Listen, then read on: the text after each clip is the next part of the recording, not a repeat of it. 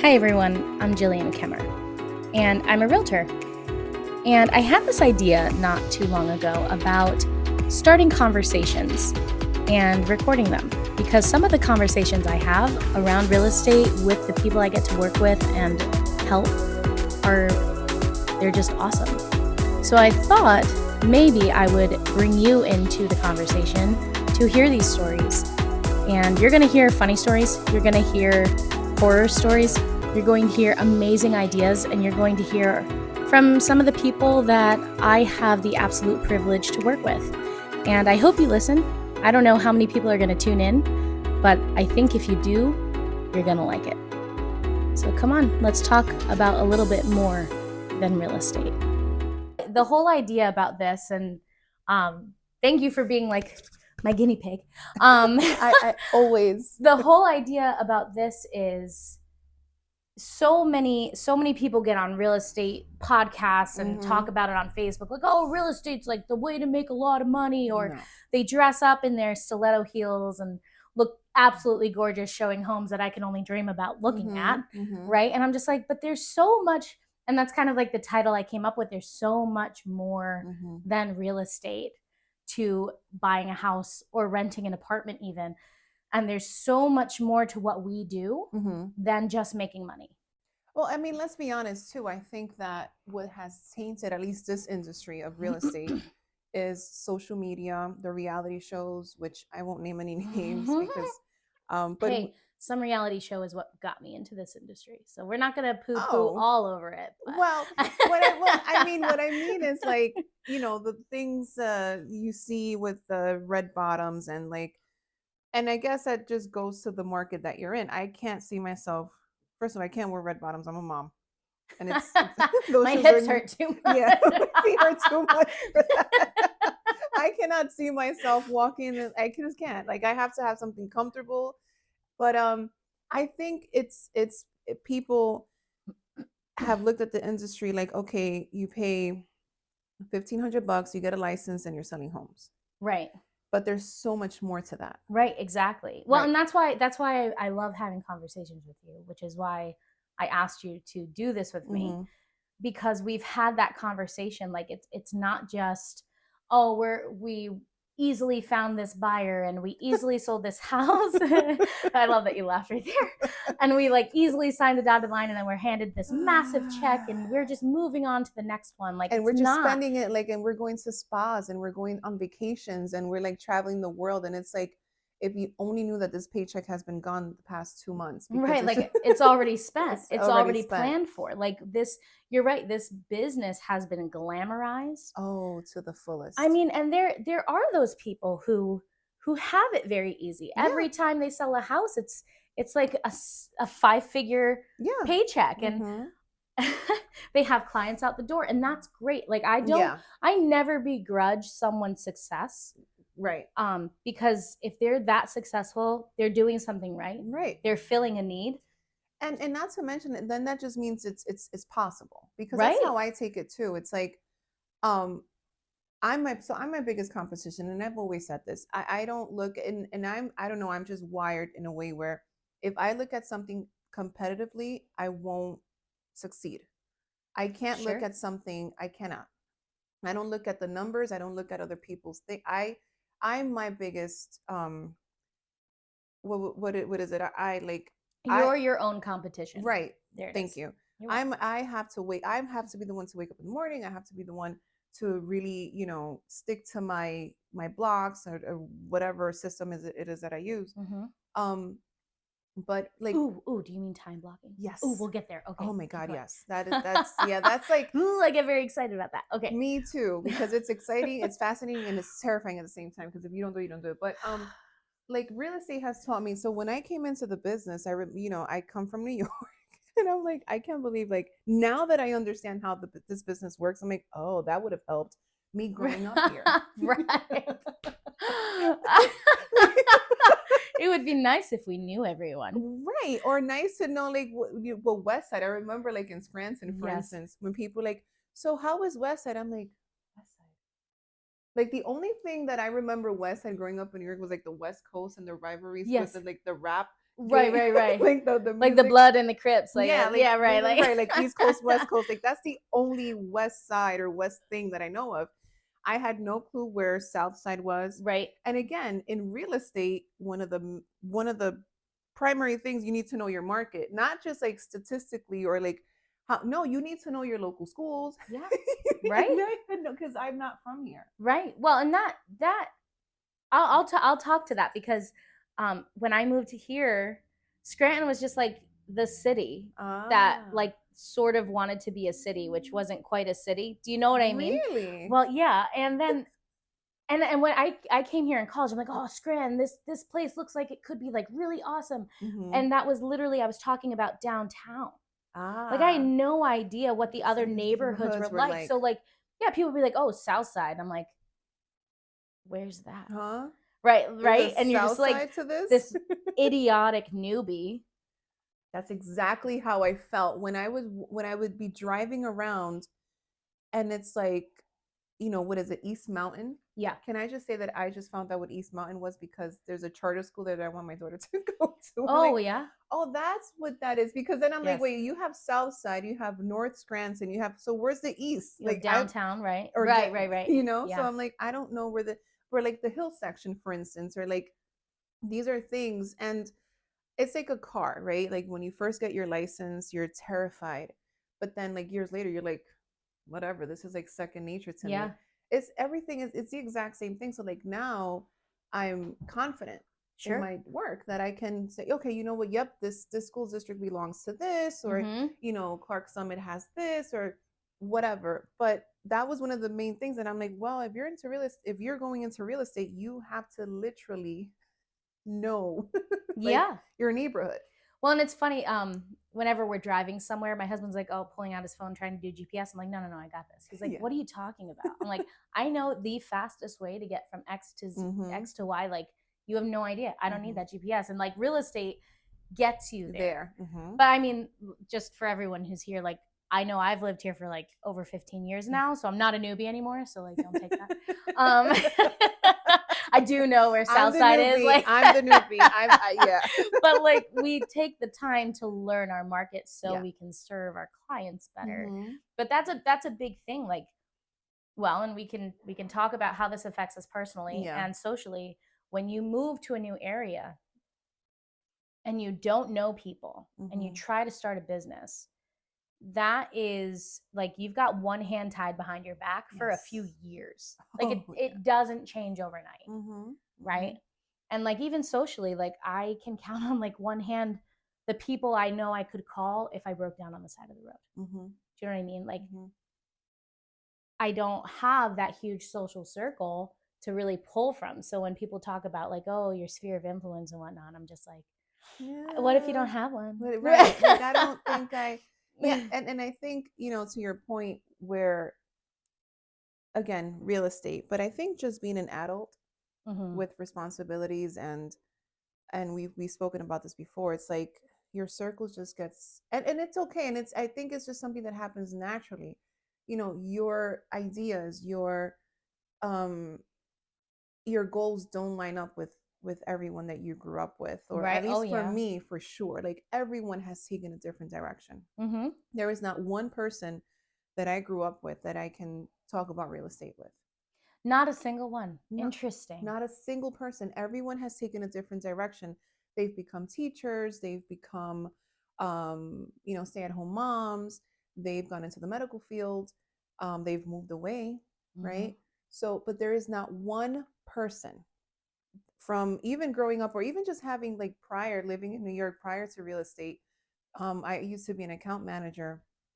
Even there, no one is in real estate. So I think as an adult, your circle becomes smaller again because your ideas, your goals just don't line up with everyone else's. And then when you're in this industry, like I'm here doing this with you, right? Outside of this, we can talk. We share the same things because now our level of conversation is the same. It's like, oh my God, this client is so challenging, or oh my God, I had the best client ever, or I just closed. Hey, congratulations, let's go out to eat. Now it's like a relatable thing, and not to mention, as moms, as wives, partners, with other people and just kind of having to decompress and having someone to talk about, it's easier to just do that with people within your industry. Well, it's interesting. When I first got into real estate, so I can't remember who it was, but it's clear as day in my head hearing the words, "Well, don't be like those realtors." And I had no idea because I'd never bought a house. I had no idea what they meant. Yeah. It took me about 3 days to realize what they meant. Right? Huh. Like there's a huge, and this is in every industry. You have the people who will be nice to you if you help them find a transaction and close it. But that doesn't necessarily make them your friends. And I think that idea of being able to talk to people, like even people in real estate, how many people do we do transactions with, and that's all it is? It's just real estate. Yeah. Well, and that ties back to the idea of having friends. Like, so much of who we are is tied to our identities. Like, we're a mom, we're a realtor, we're a business owner, et cetera, et cetera. And making those connections beyond just that identity with single people gets really hard. Yeah. Like, I like to make friends with realtors. There's a lot of nobody's using me. Okay, bye. Don't really yeah, it was. It was like, okay, we're done. They just want to use you for their business. And go back to the Zoom thing. Okay. That's That fine. was the camera. I can't be friends with everyone. God knows I'm not everyone's cup of And tea. we should. And frankly, we shouldn't be friends. I just ruined your train of thought. No, That you sucks. No, you're good. Okay. I always remember. I just know it came from you. And I think that this is a friendship business. I think when I first Oh, yeah. and it was, I always remember. I just know it came from you. That this is a friendship business. Oh yeah. And I'm not saying that we're going to be friends forever and sing kumbaya, and no, but it definitely serves us as real estate agents to make that connection with people, because you just never know what side of the table you're going to be on. Yeah. And right. I've been like that all my life. I feel like, and not just with real estate, with anything. I've always been very careful with how I treat people. At least I try to be very careful how the what I leave behind. Right. Because the taste in there, the taste in the their mouth. mouths, right? Right. Like, no one's gonna want to come back to you if you're leaving a bitter taste. In Exactly. Yeah. So again, not purposely. I don't. And if I have, I'm sorry. Well, it really wasn't my intention. I promise you. I'll be honest. Like, I don't think I cared about that probably until my 30s. Really? Like, I don't think I gave a crap. I was just like, I am who I am, and it doesn't matter. You can like me or not. But I'm like, well, no. Like, just because you're a realtor doesn't mean we're going to be best friends. Just because you're a mom doesn't mean we're going to be best friends. But I should still show you love and respect. Oh, absolutely. Right? Like, I don't have to offend you for no reason. Like, and I think when I was younger, I was just like, whatever, I didn't care, right? Like, no, see, with me, I was too careful. Interesting. And I didn't have enough boundaries. Interesting. And yes, and that led to a lot of heartbreak, a lot of disappointments, a lot of insecurities. And now in my 30s, going into my 40s, because I'm a proud 37-year-old. Oh, you're so young. I'm such an old soul, though, which is why I'm like, oh my God, the disappointments. No, but it's like I'm learning. There is a balance. There is with boundaries. With you can be cordial to people. Sure. You don't have to. I don't have to be on the phone with you. Frankly, I can't be on the phone with you 24/7. But it's just, and I think you know the connection you make with people when 6 months have gone by, which can go by like this. Oh yeah. And you can kind of, where you left off, you can just have the conversation, and there's no like, oh, you haven't spoken to me in 6 months. Like, if you're tracking me, then I'm sorry, you and I are not aligned, because I'm just busy. I'm not purposely like, oh, she's calling out. No. I'm just ignoring. Yeah. It's just life happens. And let's be honest. I mean, we're in May 1st. I can't even, I was telling that to my kids last night. I was like, guys, it's like May already. Like, this is month 5. Month 5. What happened to months 1 through 4? Like, I don't know where it went. And that's happening more and more. Like, the time is just flying. Yeah. I want to go back to the friendship part of this business, because I don't know about you, but I have had so many friends not use me as their realtor. And I'll be honest, that's so hard, Because I'm like, well, what about me? Don't you like? I take it so personally. Like, what about me? Don't you like? What about me? Do you think I'm not gonna do that for you? Like, what? Why couldn't you trust me with that? I'll tell you, my brother-in-law listed his house.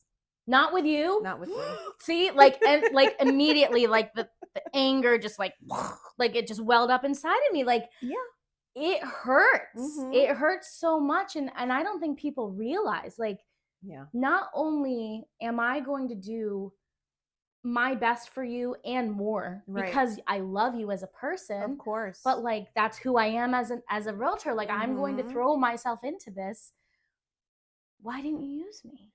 I think. Why do I take that so personally? Because it's a friendship business, but then, some people don't want to do business with their friends. Yeah. And I get that. And I think that's what it is. I think so when I found I will tell you very quickly, when I saw that my brother-in-law, who I have rented, so he has a multifamily, I've rented the spaces for him. I've gone through hoops, and you know this. You know how, like, sometimes just things happen and you're there front and center even when you don't have to be. Yes. Realtor.com actually sent me the address, and I'm like, this looks familiar. Yeah.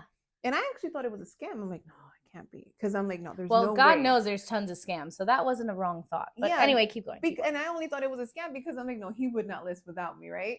And then when I go into it, so it's been on the market for 75 days.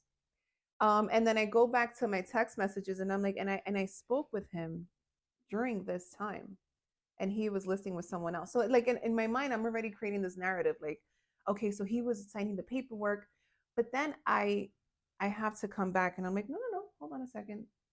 Sense of entitlement. If there's one thing I promise myself, and I'm not saying that you have a sense of entitlement, but I promise myself, I will not, in this business or in any business, you know what? No, if he chose to list with someone else, then that's okay. And he will see, because it's been the property is in Lackawanna County, and he listed with a Luzerne agent.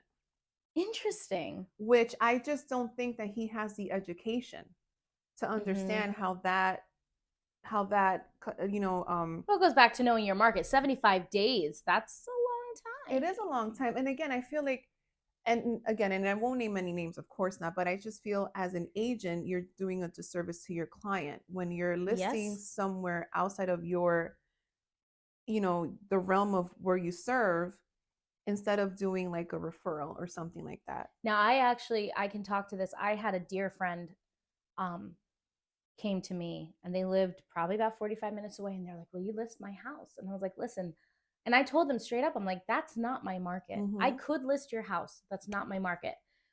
I was like, let me do some research. Let me start digging into like some of the area, like what are the school districts? Right. And like, you guys think about it, go interview other realtors. And then if you still want me to list it, I will make sure I know the market better by the time we talk next week. Right. And we ended up buying, I ended up listing it. This transaction went really smoothly.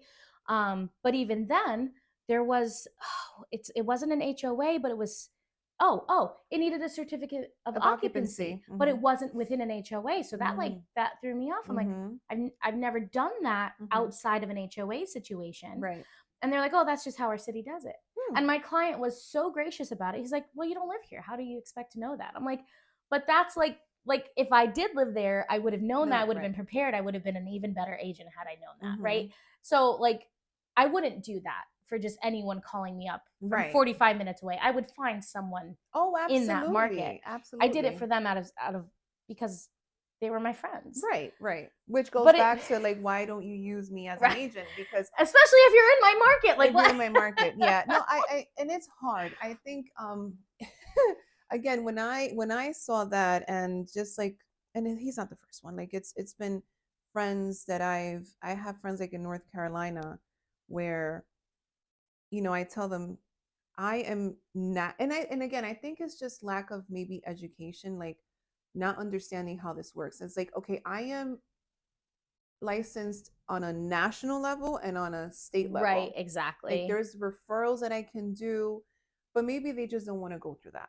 Well, I did a referral for my sister out in Ohio. Right. I met an agent who happened to live in her city at a convention, turned out into a referral. Like we network and we put ourselves out there, and we meet people, and you never know when that's going to turn into something. And it's not all about the money. I met this agent and we clicked, and I was like, I even said when I met her, I'm like, yo, you should look up my sister who lives out in Ohio, because you guys you would meld. Like, you guys would get along. I'm like, I think before she even bought a house, they were like doing a book club together. Oh my God. And I'm like, it's all about the people and knowing who works what. And so going back to, well, why didn't you work with me as your friend? Well, maybe we didn't meld the way I thought we melded. Maybe you didn't want to put a tinge on the relationship, but it does still hurt. Oh no, it does. It stings. It definitely stings. And I think, and I don't think that's a girl thing.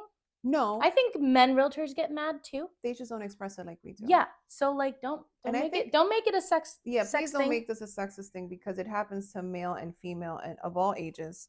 And I just wanted to put that out there. We're not just overly emotional. Yeah, we're not. We're just we are concerned people. We just want to do better. We just want to, like, tell me how I can do better. Yeah. But no, I do think that it's also in real estate, and I always say this, it's 20%. 80% work, like the logistics of it, and then 80% that, and 20% psychological. It could be the reverse. It could be 80% psychological. There's so much that goes into listing a property, because again, I don't know the situation with your friend, but maybe they're a married couple, and maybe the husband had another idea, or the wife had another idea, or maybe they had like a cousin that just got their license, and like there's so many different scenarios that could have happened where it necessarily had nothing to do with, I don't want to use Jill. You know what I mean? Right, or I didn't want to use Julissa, for instance, to list this property or represent me, or whatever the case is. Again, there's so many different factors. So many, like I have right now, there's someone actually, Jonathan called me, and he's such an angel of a person, because he calls me. He's like, there's this lady that's calling in, and she wants to buy a property, but she's so wrong because you were her agent. And I'm like, I'll handle it. So I call her and I say, hey, she has a restaurant and she's renting. Oh, I know what you're talking about. We were just talking about this yesterday. Yeah. And, I think things are getting lost in text messages. That's why it's so important to meet with people in person. Like, make the effort, because things can get so out of hand, especially when she's running a restaurant, I'm running this business. And the point is, so today I'm supposed to be going today to go have dinner at her restaurant. But the point is that she tells me that her grandfather is telling her to not use an agent, which is... Oh, I wanted to talk about this. Oh my gosh, I wanted to talk about this. And I'm like, okay. And I respect that. If that's the case, because again, that's another thing. You just don't know what the right, and you don't know what his experience was, and he's bringing that to everything, going forward. So I get it. I do. Yeah, and this is what I'm saying. It depends on, because from what I'm understanding, the grandfather is funding most of the purchase. Okay, the question is though, does the grandfather think he's saving money if he's not using an agent? Well, that's what I told her in text. I told her yesterday, well, you do know that, number one, there is no fee to just consult with me. That's number one, which there isn't. There shouldn't. There shouldn't be. There shouldn't be, like, again, friendship business, right? Right. And P.S. though, that gets taken advantage of all the time. Oh God, absolutely. So, oh my gosh, we could talk for hours. Anyway, keep going. I'm sorry. I get I get bunny trails because there's so much we could talk about. So much we can. Yeah, no, absolutely. So I said to her, I said, look, I respect it, because I do. I mean, I get it. I said, there is no fee to simply talk with me. And there's usually no fee to represent a buyer. I said, just know that there is a lot of value that comes with having an agent, because there's a lot of things that... Well, transactions are almost never. Sometimes you'll get that transaction where everything goes right, and you're like, oh man, that was the easiest money I ever made, right? But that is once in every great while. Oh God, almost never happens. And right, so, but and that's what I'm trying to, like, say, that everyone has a different thing, a different feel, a a different narrative. Maybe the grandfather comes from an era which I can relate to because I get it. You don't need an agent. But well, like a handshake used to do a deal, right? Yeah. How many legalities are tied up into it now? Especially and how many steps? Yeah, I know. Because this is a commercial. And how many steps are involved? I think what really, really gets under my skin, and maybe I'm just burned too many times, but when people go directly to the listing agent and they think that's going to save them money, I'm like, pause for a hot second. If the listing agent has a cooperating brokerage agreement, which is a way of paying a buyer's agent, but they turn into the buyer's agent by representing both sides, they're not giving more money back to the seller. You're not saving any money as a buyer. That agent's just making twice the commission. So not to mention, and I will say this, I am all for dual agency sometimes. Interesting, because I'm really not, actually. So well, I will be honest, because the pay can be good. However, just know that when you're involved in a dual agency transaction, that agent is not just protecting your rights or protecting you as a client. They have to kind of play both sides. Well, see, and that's why I can't, and maybe this is a weakness in me. I have a really hard time believing that I can represent both sides equally. Correct. Like, and that's why, like, I don't have a problem with other agents who want to say I can do this. That's fine. I can't. I have done it twice in 10 years. And it was because, number one, it wasn't a house I was already selling and I brought the buyer. It was, I knew the buyer. They found a seller who we both knew, and I slashed my commission so much because I didn't even feel right taking that much. Do you know what I mean? Like, but I was more like a transaction coordinator at that point, and I told them, like, I am going to be 100% honest with you. I'm going to be 100% honest with you. If either, like, I'm not going to disclose the buyer's financial information. That's none of the seller's business. Right. If they can do the deal or not is all they need to know, right? The seller, I'm not going to disclose any of that information to the buyer because that's none of the buyer's business. But if the seller tells me something that is pertinent, I must tell the buyer. Right. And if the buyer tells me something pertinent, I must tell the seller, like, and I had a conversation with all the parties. I was like, everyone needs to understand that this is how it's going to go, which is different than if I were just representing one party. So that's why, like, I know me personally, I have a really hard time, especially if I know the seller really, really well and I'm selling their house. If I do an open house and I find a buyer, I'm giving that buyer away because I know that my loyalty will always be with the seller. And that's where the emotional part, I think, comes into real estate or anything that we do when we're loyal, transparent people. Because in the almost 5 years I have doing real estate, I just did my dual agency just like 2 months ago. And it turned into like a transactional thing as opposed to me representing buyer and stuff, and it was the same thing. So the seller was a family member of mine and the buyer was a repeating client. So you knew both parties equally well. And so did they, which I will tell you, I actually never showed that listing I had with my family member to my buyer. I never showed it to her because I just felt that she wasn't going to like it. Right. Based on what I know about her, like, your client. And I'm like, yeah, and so we all go to church together. So man, this could blow up so bad if it went badly. Yeah, right. So that's another thing to consider. Like, if this goes bad, who can I not invite to dinner, right? So what saved me was that, so it was my uncle who was selling his property at church, and thank God I wasn't even in Pennsylvania. I remember I was in New York. He was like, he wasn't selling because it was overpriced, and he sees her in church, the buyer, and he's like, hey, I have a property. And then she calls me. She's like, why haven't you showed me his? And I was like, well, I don't think it, it's not within your budget, number one. And two, I don't think it's something you would like. She's like, well, let me see it anyway.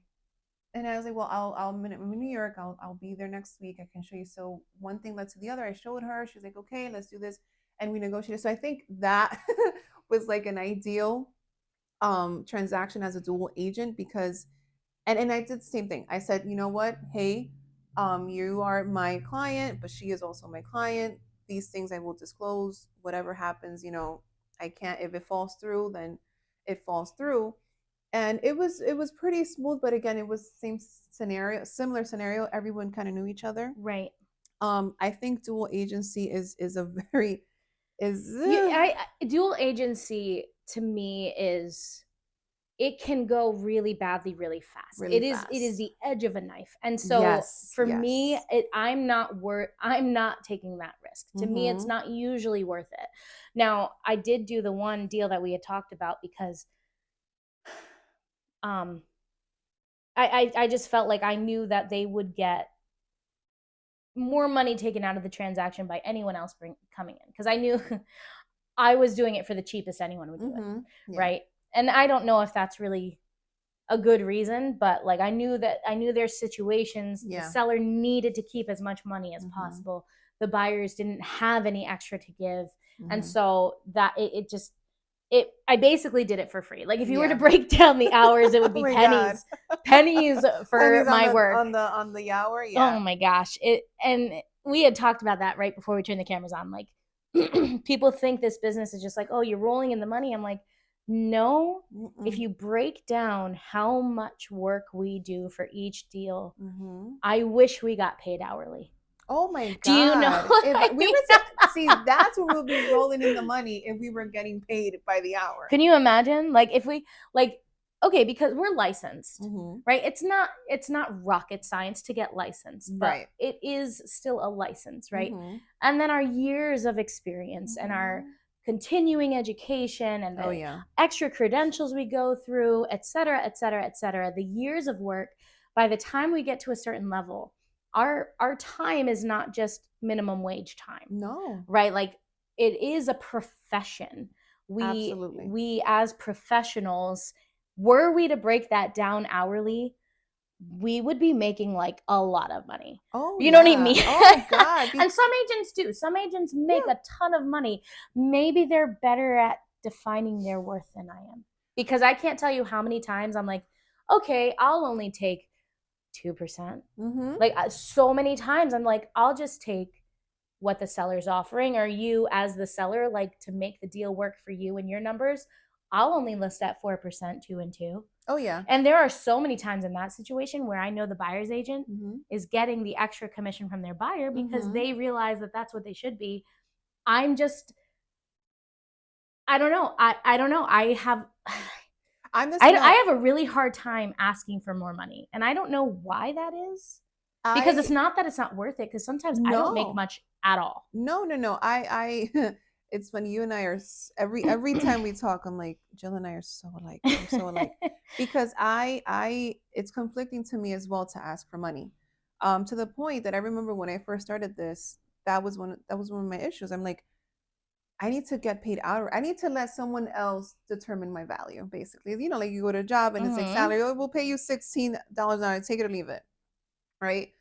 I think it's a cultural thing where we come into the world and like corporate America, right? And think about it. You go to college, and then after college you go to work, and it's like you get an hourly job and they tell you what your worth is. That stays in you. Well, I mean, we could talk. God, no. Oh, we could talk so long about everything. We are trained from a very early age, and this is not to demean who our parents are, or the work they did, or the educational system, but like we are just taught that your work is paid hourly. Yeah. Like that's just how we are taught. Someone else determines that. Like you can't. Again, that's what I'm saying culturally, because for me, and I did a video about this, can't believe last month, where like working hard and working smart, all I know is to work hard. Right. Because that's all I saw my parents do. Yes. You know, you put in a certain amount of hours, you're going to get compensated. And from there, we survived. So that trickled down to me. When you're breaking, and again, nothing to do with real estate, but we have to put it out there. When you're in a position to start breaking generational curses, such as what my value is, right? That's tough. I don't think our kids, thankfully, will. I think they'll have an easier time understanding their value because we're doing the work. Oh, I don't know. My kids hate real estate. Oh no, but I mean in any industry. Oh, I don't. They're like, oh, mom, we're never being a realtor. I'm like, but it's so cool. And they're like, but you're dying slowly, so maybe not. And I'm like, well, no, it'll get better. Last night, my mom tells my daughter, like, are you gonna be a realtor? I'm like, no, she's not gonna be a realtor. Absolutely not. But we do want to teach them the idea of, and this is where it's more than real estate. It's learning how to invest and make your money work for you. Mm-hmm. It's about time blocking and managing your time and how to get every ounce of everything out of each hour. Yes. Because you talked about time blocking. I don't want to forget about that. Mm-hmm. But we want to teach them it's not just about trading your time for money. Right, exactly. Like you have to learn how to break out of that mindset, because that is the mindset everyone gets into. Because that's the system. The system is, you're gonna, think about it, like us growing up, we go to school, go to college, you get a job, you're there for X amount of years, and then you kind of, by luck or something or whatever, you get into something better. And that's why I think we have a hard time. I didn't mean to interrupt, but I think that's why we have a hard time understanding our value in this business. Right. And that's why I've always said, if anyone, or if you have an opportunity to be an entrepreneur, even if you fail, everyone should have an opportunity to experience what it is to be an entrepreneur. Because even if you fail at it, which I don't think anyone does, you learn. Well, yeah, and I mean, does making a profit mean you fail? That's what I mean. Not necessarily, right. I think you learn, and that's the thing. Everyone should try. Please just try, give it a shot, because it'll help you understand what you're made of. Right. It's like, it's the biggest bet you can make on yourself. On yourself. Yeah. And we are our biggest investments. And I know that sounds cliche, and it may sound like, oh my God, no. And trust me, this is not coming from someone who, like, I'm learning that now. I'm learning that I have to bet on myself, because think about the conversations we have with each other, right? Like, if you come to me and say, Jules, you know what? I don't know. I don't think I can do this. I'm like, no, Jill, you're crazy. You're beautiful. You're smart. Why am I not telling myself that? Right. Like, we tell so many other people, like, oh my gosh, she'd be great at that. Yeah. But then we look in the mirror, like, why do we think we can try? Like, you know what I mean? Like, we're so down on ourselves. Yeah. Like, how dare you take a chance on yourself? And again, but no, I want to flip that. How dare we not? Right.